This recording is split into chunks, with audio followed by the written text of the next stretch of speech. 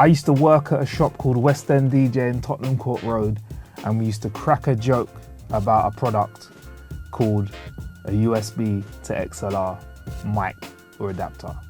Because back then, the thought that you could have an adapter that could convert a digital signal from an analog signal that was an adapter size was just like a laughable thing. But here we go. It's 2023. I'm Marcus Bronzy, and this is another episode of What's in the Box. And in today's box, we're looking at the Shure MVX2U digital audio interface, which is an XLR to USB adapter for any XLR microphone. We're here, baby. Any XLR microphone can now be a digital, can now just plug into a computer. So, you know, this is part of a set of moves that Shure are doing where I think they're really trying to find a way to up their level beyond the SM7B and the SM58 being their stable and the MV7 being their stable microphones. I think they're really trying to go to war with the other people that are producing audio equipment out there. This is definitely aimed at people that are more like, you know, streamers, solo podcasters and such. Anyway, look, I'm talking too much. Let's get in the box, shall we? All right, okay, cool. Before we get in the box, actually, let's have a quick look at the spec of this. Customizable sound signature, 60 decibels of gain, which is good if we're plugging in an SM7B. 48 phantom power, wow. Audio level mode, app integration, live stream ready, real-time headphone monitoring, and of course, it comes with a USB-C cable included. All right, let's get in this box then, shall we?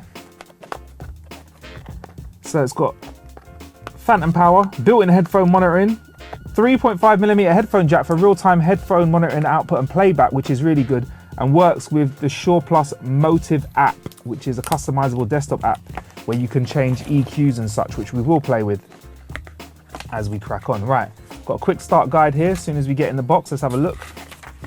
Pretty much says plug it in, and we should see, what it says here is connect in line with the microphone. We're going to use the SM7B.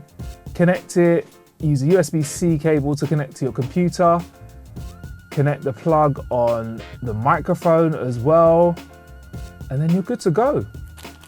Here is the USB-C to C lead they say you'll get with it. We've got loads of those in the studio, so we'll try and use the ones that we have. If they don't work, and if you do have issues when you buy products like this, I always say use the USB-C that comes with it. We have pretty high quality ones here. See if there's anything else that we've got in here. I think that's it for now. Right, so here's the device itself. Looks very, very simple. Let's get to the one end of it. That's an XLR, that's where you plug in your microphone. And the other end of it, this is where things get exciting. Here you can see the USB-C lead, which will then plug into your computer. And then you can see the headphone, the little jack there, 3.5mm jack, so you can live listen to audio through it. Can you, I'd be curious if you could listen to a mix down, if this actually does work as an audio interface. So for example, if you're recording a voiceover, can you monitor your voiceover and also listen to the output as well? That's something that I'll look into, and if we need to do a part 2 of this video, once I've got my hands on it a little bit longer, I will answer that, or I'll answer that in the comments. But I think that's something interesting to check out. So there we go. So we've got it all here. Now we just have to plug it in. Right, so we have, just off screen, we have a PC, which is plugged in to a USB interface, which is how I'm going to be plugging it in. I'm not going straight into the computer, I'm going for a USB interface. If we have problems with that, I'll let you know. And then from the USB interface, we'll go into this. So here we are, sorted. Everything's plugged in, I've got everything downloaded. I just want to show you, first things first, how the MV2XU shows up in your system. So for starters, on my computer, you can see I've plugged it in on a PC today. Let's adjust, you can see here, you can pick your outputs here, and it's got headphone Shure MVX2U. So you can select it as an actual output, and I have confirmed to be listening to the microphone as well as listening to output that comes out through the desk as well, or sorry, through the computer as well. So you can play back, listen to it. So it's like a little mini sound card. In Audition, a program that many of you use, if I step into the setting, the preferences even, and I go to audio hardware, you can see it also shows up as a default input and you can also have an output there as well. And for this purpose here, I've got a track selected, and we're going to be recording, and you can see here it shows up as a mono track or a stereo track. So I'm going to start recording now so that we can sync all of the audio and we can switch over to the microphone. Now, if I do have to put a bit of boost on this microphone at this point, I will let you know that because I'm literally going into the mic settings without touching anything. So we're recording now. Let's get that little sync in. Shout out to those who know about the little clap sync. And let's show you what the Shure Plus Motive desktop app looks like. And this is what the MVX2U looks like when you connect it. Obviously, you can see all your connected devices here. What's great is a little touch here. You can lock your device as well. So once you get your settings in place, lock it so you don't accidentally mess them up. And there's also other settings like presets. You can manage your preferences. And of course, you can get your new updated firmware, which we've actually got. We've updated that. We've done that. So let's clear that and move straight on. So here we have all of the mic settings. We have mic position, so you can choose whether you're nice and close or whether you're further away. Tone, dark, neutral, and bright. I would have likened to, do you want it like bassy and heavy and you don't mind it sounding more natural? Where natural is, if I'm honest, not as natural, a bit pumpier, and bright is like broadcast bright. Gain, quiet and normal, louder. We'll get to that in just a second. Phantom power, I don't need on the SM7B that I've plugged in, but you can turn that on, and you can also mute your mic or decide whether you just hear your microphone or just hear the playback, because there is no manual adjustment. Right, so before we switch over, I'm going to let you know that my preferences are to have, with my PC at the moment, the volume is quite high now. We're at about like 100. So I can hear, whoopsie, computer noise. So I can hear myself, but it sounds a little bit, it's great, it's okay, but I'd like it to be a little bit louder. In fact, let's switch over to the audio in 3, 2, 1, now. This is what I'm hearing. I'm speaking a little bit louder than I usually would because I'm worried that you wouldn't be able to hear me. Let's get through these settings and maybe I can stop straining my voice. I'm going to turn this down a little bit to like 97 and we're going to adjust this to far. So this should be able to have slightly more open gate and be able to pick my voice up without me being as close to it. Here you can hear the difference between tone. So this is tone, which is kind of like flat. Natural's a bit brighter, and then you have bright, which is really bright. So let me give you a bit more dark. We're talking through dark, dark, dark, dark, dark. This is me, Marcus Bronzy, talking. Then we have me talking through natural. This is me talking. And then bright is really picking up the top end for me. In terms of gain, I prefer loud, right? Let's not get into the deepness of it now, but with this current setup, I prefer loud. Quieter, I can hardly hear myself in the headphones, even though my computer's almost at max. Normal, I can hear myself a bit. Louder, woo, that's nice and spicy. Nice and spicy, that's very, very loud, and that should be a lot louder for you as well. Now, I probably feel more comfortable with having this setting set up, turning down my computer speakers to about 90 and maybe setting myself to near. That's just where I feel comfortable. I really like that there's that level of sound, and I'm really happy with the level of playback as well. If you do want the playback a little bit quieter, that's sound coming out of your computer when you're playing back, you can obviously make adjustments here. These are my preferences for sound, and this is probably how I'll have it set.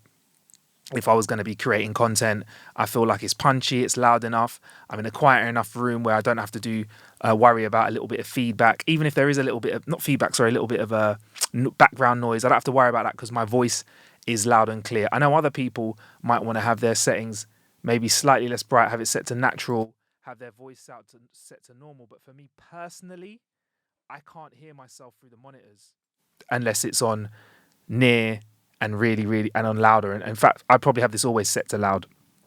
Maybe if there's a sliding scale for this would be great in the future. Here's something else that's interesting. If I flip over this phantom power, which we don't need for the SM7B, check this out. There's a little bit of difference in the way that my voice sounds, isn't there? Can you hear that? There's a little bit of difference in the way that my voice sounds. It feels like, I don't know, it's a small compressor of sorts. I don't know, maybe someone else could tell me how that sounds. I feel like it's pulled back a little bit. Let me turn it off again. Here's me talking again. It sounds, I don't know, do you feel like is it just me? Is it sounding different? I don't know. Let's try it with bright. Here we go. This is me with the bright setting, talking a little bit louder. Let me flip it over to 48 volts. Phantom power. It just sounds a little bit different. I don't know. But at the end of the day, I am really impressed that we have managed to find a device that means that we can now quite easily get a microphone plugged in to a computer that is of a very good quality. Let me turn off that fan. A microphone that is turned on and quickly plugged into a digital interface. So that means I could take an SM7B, this mic with me, this MV2U with me, and I can have a professional sounding microphone plugged straight into a computer with a really, really small sound card. I can even monitor myself. I can listen back to myself as well. I can listen back to stuff while I'm recording. And, you know, for me, I feel like Shure have really taken a step in a really good direction. I was concerned about if there'll be enough gain in this. And gain and SM7Bs is something that Shure is looking at as I record this video. That's all I'm going to say. There is another product on the way that we're going to be recording and checking out. So we had some time and we had a new microphone that came in from Shure called the SM7DB, which is really interesting because at the time of me originally testing out this MV2XU, I'll remember the name of it by the end of this video, sorry, this one's just stumping me, I realized that using an SM7B is great, but there was a problem with me maybe needing to add a bit more gain to it. Now, the SM7DB is a brand new microphone that's dropped before we finish editing this video, and there's a whole separate video talking about how the SM7DB can really be a game changer for me. But and please check it out. But in long story short, it's a SM7B with an inline technology that helps you get some more gain. Call it an amplifier if you want in the back of it. And if you have a look at the back of this microphone here, if you look here, you can see we have the SM7B set up so that it has some gain on it. We've got maximum gain, which is 28 decibels, and phantom power on. Because there is a phantom power function on the SM7B. I guess next I should show you the settings that I have on the MV2XU Shure Plus Motive app. So we'll flip over there. I'll just show you quickly. You can see me recording the audio in the background. You can see here that I've got it set up so we have, again, like I said, you can get into the finite details and adjustments if you wish to, but for me, I've just got it set on near. If you have it on far, it picks up a bit more background noise. There's far right there. And I've got it on natural and bright, and I don't feel like I need to boost the volume of the computer up as much while I'm using this, because I really can hear it, and that's because of the extra gain that I've got. If I do slap on bright, it sounds really nice and fresh for me. And if I go for louder in terms of the gain coming through the MV2XU, I mean, that's a bit hot for me, if I'm honest. And looking at the waveform, that's looking pretty hot as well. I've not listened back to this yet, but I probably, just for safety, would probably go for nice about a normal sound and have it sounding maybe a little bit less hot, because that is sounding hot. And then you can see I've turned on the phantom power here as well, because the MV2XU has phantom power. And those are my settings that I have. So we may have found a really nice way of literally being able to use the MV2XU and a SM7B without worrying about the extra gain. If I'm honest with you, that means I could pack in my bag now the SM7DB, the MV2XU, and a little stand, and I could deliver professional voiceovers with my laptop and just this bit of kit and a pair of headphones, which for me is really, really good to know that I can create content like this away from home, because I want to be able to travel and create my voiceovers. I want to be able to travel and do podcasts. I mean, I would even go as far as to say, I think I would be with this setup. I'll listen back to the audio and I'll let you know in the comments if I think there's any other tweaks to be made. But I would say I'd be very, very happy to record professional content, podcasts, voiceovers and such with this setup, if I know I've got the reliability of the SM7DB and the fact that I can interface it to a computer very, very easily. I will say here, this isn't even a gripe. Look at this. It's a little bit of a struggle to get this connected with the Elgato arm. There's a little bit wonky there, but I mean, that's me trying to pick gripes. Again, I just want to say I'm not paid for this video. These are all samples that have been sent by Shure. I'm a big fan of their products, but they are not holding a check to my head for me to say these positive things. So yeah, I think if I'm traveling the world, I probably will be using the SM7DB, the MV2XU.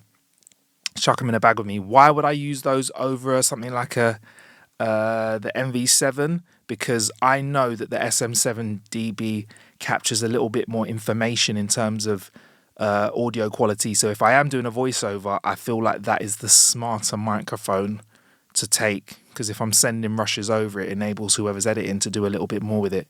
If I wanted to go super lightweight, yeah, I might take the MV7, which is just a microphone that plugs straight into your computer. But for me personally, I like the sound of the SM7DB, and if I now know that I can take an SM7 with me and have such a small physical imprint to quickly do some VOs, to do Zoom calls, to do podcasts and whatever, I'm in a really good place. I mean, listen, Shure, next up, you got to look at creating some visuals, man.